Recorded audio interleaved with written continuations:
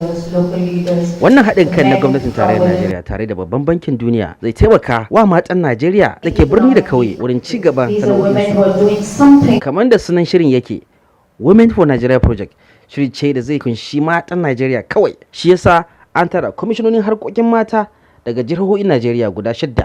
Hajiya Sahara Bawa Riba ita ce kwamishinan harkokin mata a jihar Kebbi.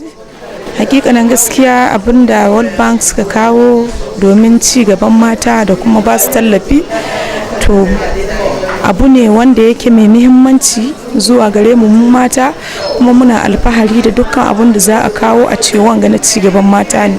The Nigerian Women Project, shirin tallafin matan Najeriya wato Nigeria Women Project shiri ce mai inganci.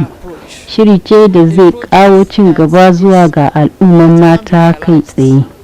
Wannan shirin ba irin da aka saba bane wanda za a bayar da bashin kuɗi sai a buƙaci mata biya. and to look at it, that is not the usual style of giving. A wannan shirin za a ba mata da aka tabbatar suna cikin sana'o'i masu inganci kuɗin tallafi kyauta wato grant, domin sauran mata su gani su kuma sa kuzari a ayyukan sana'o'insu. Ana fata shirin zai rage matsalolin da matan Najeriya ke fuskanta, zai kuma ƙara ƙarfin gwiwa ma harkokin tattalin arzikin Najeriya. Emmanuel Bagudu ke da rahoto.